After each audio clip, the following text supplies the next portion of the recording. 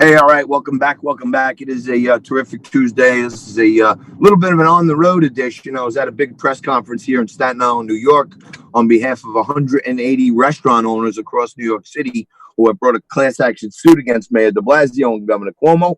Sorry to be on the road, but no matter where we are, we kick off the week with our money guest. It's terrific Tuesday, but our money man is with us. Fernando Uribe joins us from the Garden State. He is a professor at I'm sorry, Fernando.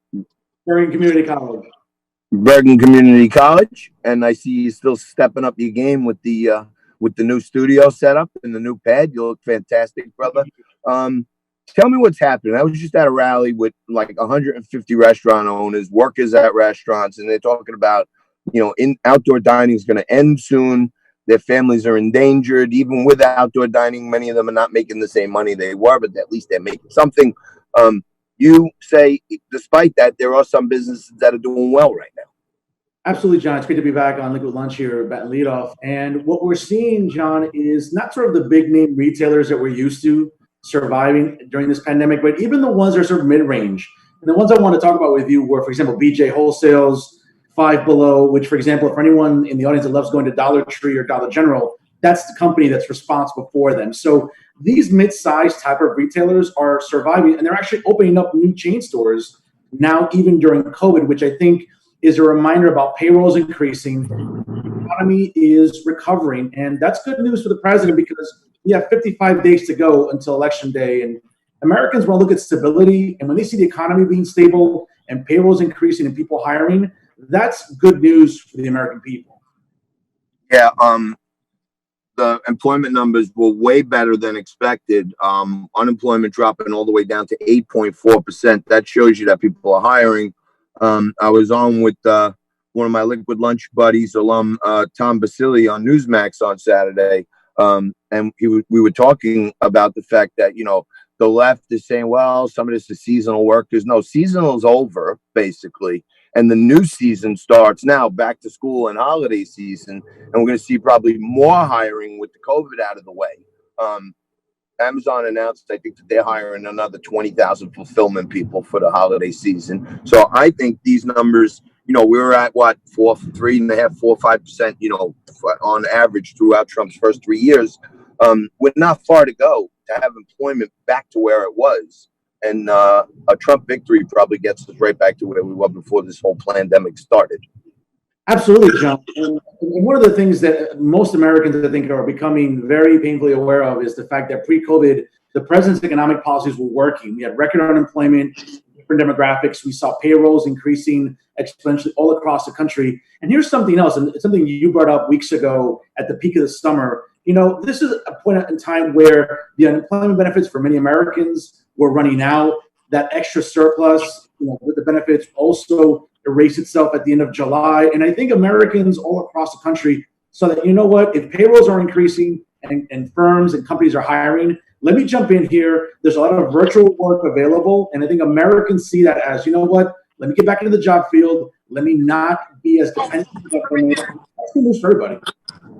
Yeah, I think it is good news for everybody, except Joe Biden. That's right. Who now has been carved out of his basement bunker because they're starting to realize, hey, wait, you didn't denounce these protests.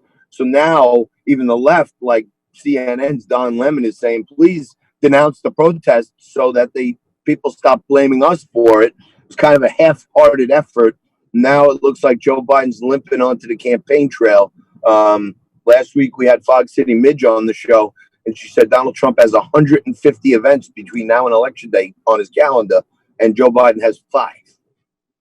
You know what? The difference could not be more striking, John, because we all know that the Democratic Party has been complicit in not denouncing, as well as the liberal media, in not denouncing the Marxists and radicals within Antifa and specifically in BLM. And one of the things I really want to convey to our audience today is a reminder. BLM started, John, in 2013. They've raised over $1 billion. And have you yet once seen one black kid being sent to college on a scholarship? Have you seen any neighborhood cleanups? Have you seen any specific events? No. It's simply funneling money to the Democratic Party, to candidates, to get them reelected, to keep these cities in the abysmal shape that they're in. So it seems like, you know what, they're continually shooting themselves in the foot.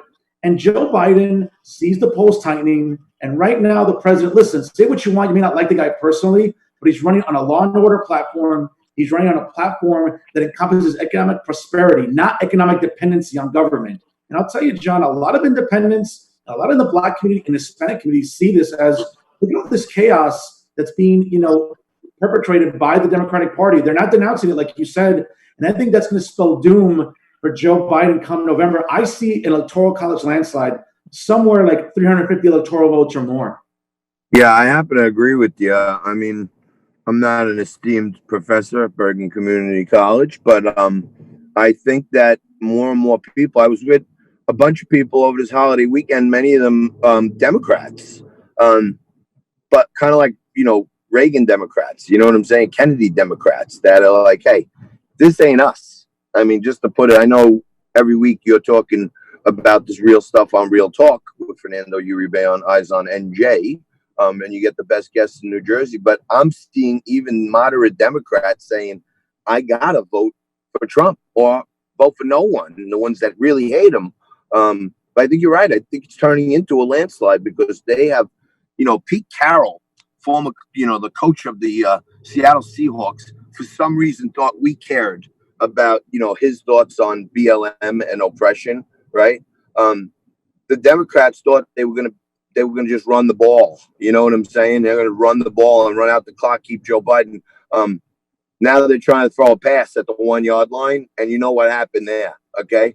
If they were smart, they just handed to Marshawn Lynch a few times, like Pete Carroll should have done, and focus more on winning the Super Bowl than talking to us about BLM and reparations and oppression. Like, I don't understand why leaders in the NFL and the NBA and the MLB are standing up for Black Lives Matter when it's a front for a Marxist organization. You put it perfectly. It's a front. They're not for Black human lives matter. They're for BLM, which raises money through Act Blue. And Act Blue is an illegal campaign finance contribution machine that supports the Democrats.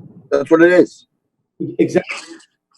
Exactly, John. And one of the things that's really infuriating is the fact that, you see a lot of these elected officials and activists and even, media pundits and all these little media channels saying, well, BLM has its heart in the right place. No, it doesn't. It keeps reelecting Democrats in these blue cities. And John, do I have to remind our audience about what a disaster cities like Philadelphia, Cleveland, Detroit, St. Louis, Los Angeles, Portland, and Seattle. Baltimore.